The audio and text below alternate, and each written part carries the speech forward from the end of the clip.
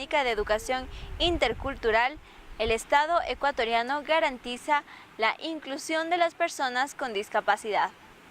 Esto quiere decir que tanto escuelas como colegios deben adaptar su infraestructura y su pensum curricular para poder lograr una educación inclusiva.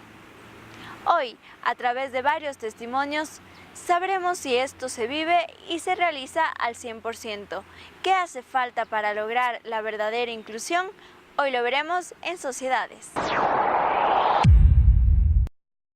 Me llamo Norma Berrones y soy mamá de Fernando David, que estudia en la escuelita Santiago de Guayaquil. Mi hijo nació con un problema de dificultad en el aprendizaje y en el lenguaje.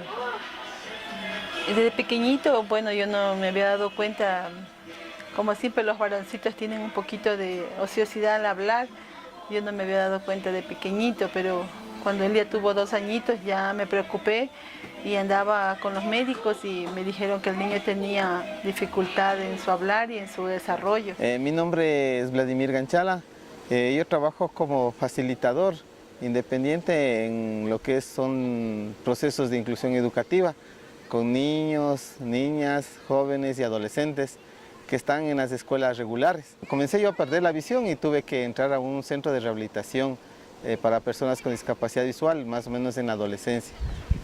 Una vez que yo aprendí el braille, el ábaco, a caminar solo, la orientación y movilidad con el bastón, en ese entonces nos enseñaban a escritura, mecanografía. Entonces, con esas técnicas y esas herramientas yo pude ingresar a un colegio luego regular, el colegio Miguel Febres Cordero de La Salle. Mi nombre es Sonia Matamoros, soy madre de Yasmani Rodrigo Oña, de lo cual es un niño especial. Nació prematuro, a los 4 meses le dio la meningitis, le tuve en el hospital Baco Ortiz y le quedó la secuela. Le hicimos una rehabilitación, de ahí fue a la escuelita. O sea, en sí como filosofía es muy buena la inclusión educativa, pero en la práctica sí hace falta mucho que hacer todavía.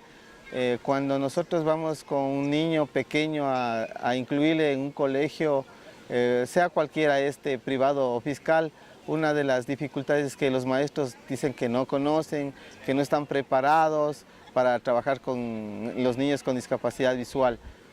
No solo esto acontece con esta discapacidad, también con otro tipo de discapacidad. Hace una semana a pedir que le dé un curso de guitarra a mi hijo. Entonces me dijo, ¿sabe que yo no puedo darle ese curso de guitarra? Porque el niño no puede él integrarse conmigo, así que vaya nomás y busque un profesor particular que le indiquen a él, pero tiene que ser personalizado porque yo no le puedo dar. Cuando mi hijo estuvo en el colegio, a raíz de segundo curso, cambiaron de director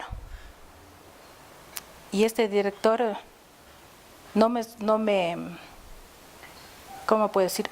El cupo me lo negó para mi hijo. Daba una explicación que no había lógica porque él decía que mi hijo saltaba en las bancas, corría y en lo cual mi hijo por sus piernas, él no tenía posibilidades para hacer lo que él me decía.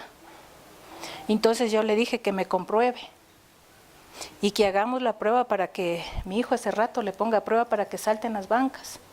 Entonces él me dijo definitivamente no, usted no tiene el cupo. Pero sí es muy difícil abrirse campo o buscar la posibilidad de que no solo en lo educativo sino en lo laboral, pese a tener usted un título, una profesión, las puertas no se le abren fácilmente. Experiencias más tristes y difíciles es cuando usted tiene que dar las pruebas del ministerio o los compañeros tienen que dar las pruebas del CENESID. No son adaptadas, no están incorporados los programas de los lectores de pantalla, el JAWS. Entonces nosotros dependemos de otra persona que nos ayude, que nos lleve, que nos lea, especialmente nos lea para poder contestar las preguntas. Y es tan, como le digo, a veces un poco absurdo, porque dentro de las pruebas que nosotros nos toca, las de lógica y razonamiento, nos ponen pruebas de dibujos, de seguir secuencias de puntos, seriaciones de gráficos, que eso sí nos limita y nos reduce los puntos. Porque no me gustó que él vaya a escuelas especiales por el mismo hecho que yo le podía hacer un daño a él, le hacía, o sea, que él le hacía sentir que él era una persona discapacitada, y a mí no, en ningún momento se me ocurrió esas cosas.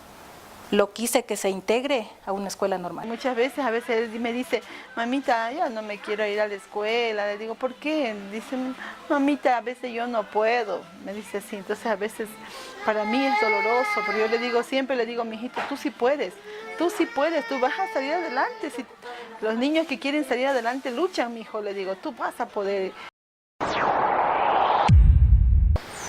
En los últimos años, las políticas de inclusión han representado un cambio significativo. En el 2007, apenas 9.000 alumnos con discapacidad accedieron a educación regular. En el 2014, esta cifra cambió a más de 15.000 alumnos con discapacidad en escuelas de este tipo. Sin embargo, para Vladimir Ganchala, estas políticas tienen algunas falencias y no se ha entendido correctamente el concepto de inclusión educativa. Si la inclusión queremos que sea eficiente y eficaz, se tiene que darle un número reducido de niños en las aulas. Esto le traigo a colación tomando en cuenta de que la mayoría de niños están incluidos en aulas de 40, 45 estudiantes, que dentro de ese contexto nosotros vamos a encontrar niños con problemas de aprendizaje, niños con necesidades educativas asociadas o no a una discapacidad. Entonces eso dificulta mucho para que la maestra dé un poco de tiempo a un niño que tiene una discapacidad. Y concomitante a esto es que la maestra no solo tiene incluido a un niño con discapacidad visual, sino en esa aula hay niños con discapacidad intelectual, a veces con motricidad. Entonces, en sí, en un aula que haya más de 4 niños con discapacidad, haya niños que tienen problemas de aprendizaje, entonces no va a dar muy buenos resultados. Con el vicepresidente tuvimos un gran logro, un gran cambio. Pero en la actualidad con este otro vicepresidente no, ya no. ¿Por qué? Porque ahorita se está viendo que no les están ayudando así como al inicio con el vicepresidente, con el Lenin Moreno, de lo cual él de verasmente se dedicó a ellos. Pero ahorita en la actualidad no. Bueno, así, bueno, no me he ido a buscar ayuda, pero sí tengo algún familiar que es... tiene un poquito de pérdida de la vista. Sé que le han dado un trabajito y está trabajando ella ahí, ¿no? Pero de ahí no, la verdad es que no estoy tan empapada de eso, no he buscado esas alternativas. Más bien particularmente le he puesto a mi hijo en muchas actividades, pero particularmente, no del Estado. En una prueba que yo di de razonamiento y lógica, y hablé con la encargada del ministerio, le dije, mire, estas pruebas o estos ítems no voy a poder desarrollar porque no son apropiados para poder yo desarrollar. Por más que me dibujen en el dedo, por más que me expliquen, era muy difícil. Necesariamente tiene que tener la visión para poder conceptualizar. Entonces me dijo, no, ya voy a comunicar al ministerio. Y pese a eso, o sea, yo saqué 785 puntos. Y me dijo, bueno, lo importante es que usted ha aprobado. Y no es eso, no es cuestión de que haya aprobado o no haya aprobado, sino es la cuestión de que usted pueda alcanzar un mejor puntaje, pero se encuentra con esas limitaciones, imagínense. ¿Y qué pasaba si yo a más de esos gráficos no contestaba y no llegaba a los puntos mínimos? Entonces me quedaba fuera de esa prueba, o sea, ya no aprobaba. He luchado, gracias a Dios, primeramente con las maestras y con los profesores, pidiéndoles que me orienten cómo poderlo ayudar, y ellos han sido realmente un pilar para mí, para yo poderme también apoyar y ayudarle a mi hijo, a empujarle para que él pueda en su desarrollo de su escuelita, pues siga aprendiendo, siga motivándose en la escuelita. Vida, no sé cómo hacer para que no le vean de esta manera, ¿no? Y no me lo rechacen, porque es un rechazo feo que para uno que es mamá, sentir estas cosas es muy doloroso, muy doloroso. Recuerden que la inclusión la hacemos todos y que como sociedad debemos trabajar juntos. En nuestro próximo programa les hablaremos acerca del cuidado y el bienestar del medio ambiente que se está realizando en diferentes instituciones educativas. Esto fue Sociedades.